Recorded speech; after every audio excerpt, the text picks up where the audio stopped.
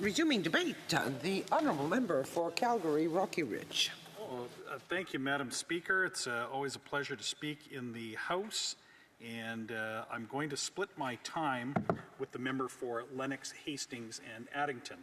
And so I support C-66. I support the principle of this bill. This is a legislative change that is needed to implement a recommendation that was made to the previous government in March of 2015. So that was only a few months before the House rose in 2015, and this government was elected in the election that followed. So this government came into office with the Deschamps report freshly in hand, and did absolutely nothing to make this legislative change happen until this year.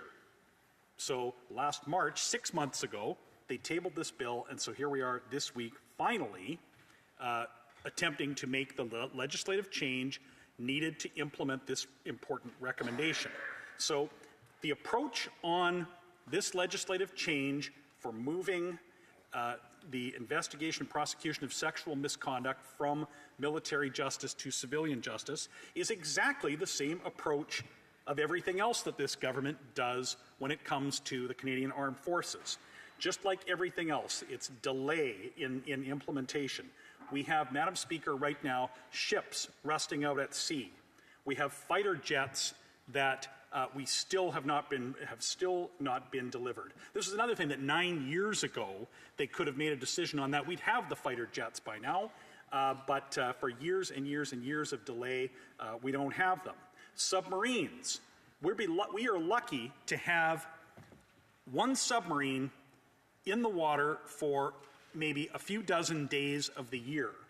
These submarines that we have were cast-offs from the British Navy from decades ago, and this government has been in power for 9 years and done nothing to procure new submarines. Yes, they say the word submarines in their defense policy update, but that's not the same as actually taking concrete actions to procure, to build, and to have submarines delivered.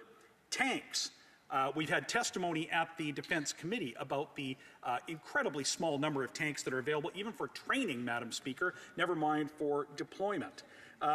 Offshore patrol aircraft. They just recently finally signed a contract to replace 40-year-old aircraft that are very close to the end of their operational lives. Air defense systems, Madam Speaker.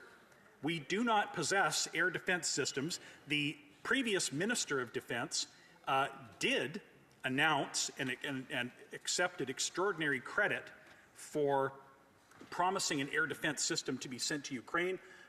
Almost 2 years ago now, actually announced to a television audience that it was en route to Ukraine, when we subsequently learned that not only is it not en route to Ukraine, there wasn't even a contract signed to procure it. In fact, it's not even produced, Madam Speaker. So this is, again, the delay, the culture of delay, the neglect of this government. So we have information technology that we hear at Defense Committee that is lacking. Housing, base housing in deplorable condition, Madam Speaker. Houses falling apart. A 7,000 long backlog for people to access base housing. Barracks in horrific, unsanitary conditions. Healthcare lacking for military families. Hangarage for new transport aircraft and transport and refueling aircraft that are beginning to be procured without a hangar to place them, or even a commitment for where they will be based. Howitzers, artillery pieces, Madam Speaker, entirely lacking, and shells. Madam Speaker, under this government, they let a production line mothball in the threat environment that was emerging, and so now Canada and its allies desperately need artillery shells. We don't have the production. They have for a year and a half been dithering without firm contracts to industry or be able to send a firm enough signal to industry for industry to make the investments necessary to get our production lines up and running for artillery shells. $2,500 a month. Madam Speaker, that's nothing. That's less than the Ukrainian army would fire before lunchtime on a given day if they have the equipment ready. That is the nature of contemporary threats that we have, Madam Speaker. Artillery matters. If the present conflicts in the world have taught us anything, it's that these equipment pieces and their ammunition supplies are critical. Training, Madam Speaker, 10,000 members of the Canadian Armed Forces do not have adequate training to be deployed. And Madam Speaker, these men and women want to be trained. They want to be up to deployable levels. They want to do missions. And so 10,000 are undertrained and 16,000 vacancies, Madam Speaker. So we've heard, even the Defense Committee chair earlier in this debate talked about the inability of the Canadian Armed Forces to adequately take in people. Thousands of people are applying, Madam Speaker, to join the forces.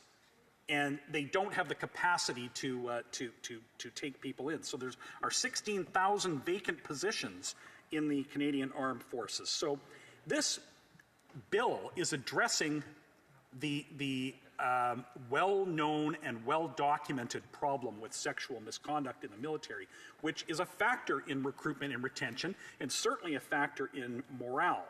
And I can tell you, Madam Speaker, I traveled the summer before last, this past summer, to Latvia with the Defense Committee, where I met some of our troops that are deployed on a critically important mission, Madam Speaker. And these people are the best. I met a 19-year-old private who has more responsibility than I can imagine any young person being given. This very young man actually was responsible for training and for helping Allied soldiers improve and get up to the best of their ability to execute their roles in Latvia. 19-year-old from northern British Columbia. I met a young lieutenant. She was a platoon commander there.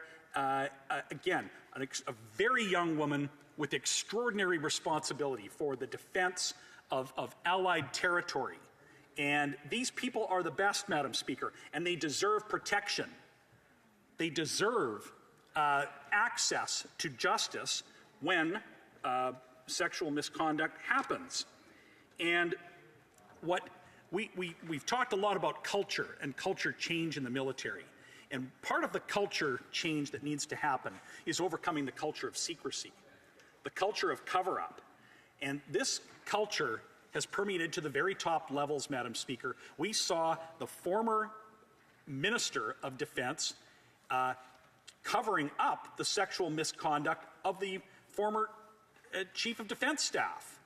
And we have seen this type of behavior at the highest levels. We've heard testimony at the Defense Committee from victims of sexual assault who say that they cannot access justice, not just because of the issue around the lack of access to civilian systems, which this bill would ultimately change, but the inability to get the information that they need to file a complaint, that the reflexive secrecy around even members of the Canadian Armed Forces accessing their own information is a big part of the problem. And this bill won't fix that, Madam Speaker. So there's a long way to go in ensuring justice for members of the Canadian Armed Forces who experience, who are victims of sexual misconduct. And as has been pointed out in this debate as well, it's not like civilian access to justice for sexual assault victims is assured. Far from it. We have seen under this government an erosion of effective law enforcement and justice for victims. We see crime levels that we have not seen in decades. We've seen an acceleration of crime. We've seen a lack of urgency in appointing judges so that assault victims can access justice, and this bill will not change that, Madam Speaker. So, yes, this bill is important. Yes, it should go to committee, and but it should not skip any of the legislative steps, Madam Speaker. We need a robust committee study on this. We need to make sure that we get it right, and that all that victims are heard from, and the details of this bill are correct. Questions and comments? The Honourable Minister of National Defence. Thank you very much, Madam Speaker. First of all, I appreciate the member opposite in his speech acknowledging the importance of this bill and his indication that he intends to support it. We agree wholeheartedly. We think this bill is important. Let's get it to committee. Let's get on with the work that needs to be done. I also would like to ask, though, I heard a long litigation of all his previous grievances with respect to the government, but he indicated his personal support for members of the military, and I just would like to know how would he then reconcile when a vote came before this House to provide the money in order to provide members of the Canadian Armed Forces with a pay raise. He voted against it. And I'm a little curious, like deeds speak, your words are betrayed by your actions, and so I wonder how you reconcile that. I want to remind the Honourable Minister that he needs to address the questions and comments through the Chair and not directly to the members. The Honourable Member for Calgary Rocky Ridge. Madam Speaker, I voted against confidence in this government. When the estimates were presented, we voted every chance we had to bring down this government. And those estimates that he speaks of that we voted against contained a cut to the military budget. So I won't take any lessons from him on who supports the military. This government has failed the military every step of the way and continues to do so, notwithstanding this bill. Questions and comments? Questions et commentaires, l'honorable député. The Honourable Member for Saint-Hyacinthe-Bagot. Thank you, Madam Speaker. Thank you to my colleague. He wandered a little bit, but occasionally he did touch on the bill in his speech. Better than nothing. We have observed that the Conservatives are ready to vote for the bill to go to committee so it can be examined and improved. We are of the same opinion. In the current bill, in Section 18, it mentions that guidelines and instructions for investigation should be available to the public. This doesn't seem to be included in the new version of the bill. Could this not lead to problems? The Calgary Rocky Ridge. The Honourable Member for Calgary Rocky Ridge. A good point that he has brought up, and this is why we have legislative processes. This is why this bill needs a thorough study at committee. And while the passage of this bill is urgent, given the length of time that this government has delayed in creating this legislative change, it still can't be rushed. It's got to be done right so that we make sure that this bill does best serve victims and the members of the Canadian Armed Forces. Questions and comments? The Honourable Member for North Island Powell River. Well, thank you, Madam Chair, and I thank the member for his intervention. This is an important bill, and we've seen far too long the reality of women serving our country being put in positions that are incredibly unjust, and a system that really continues to press upon them silence. So I'm just wondering, I hear what the member's saying about his concerns about how long it's taken. I share those concerns. It would have been nice to see a lot of things happen a lot faster. But in this process, when this bill gets to committee, will it be a priority of the Conservatives to get this done as quickly as possible, knowing that it has to be done well, so that we can see people in the service fully protected in a new and important way? That's right. The Honourable Member for Calgary Rocky Ridge.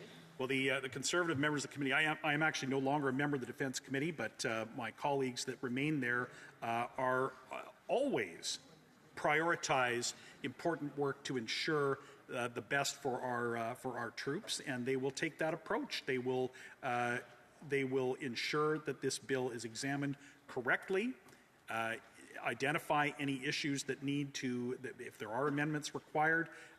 We had an intervention a moment ago about some of the details of this bill. So I fully expect that my Conservative colleagues on that committee will do their jobs, do the job that they're elected to do, and ensure that this bill is is done right and returned as expeditiously as it can be, while not neglecting their duty to examine the legislation. Perfect. And I just, before we go up to the next speaker, I just want to remind members if they're taking if they're going to be speaking, that to make sure their phones are not on their desk.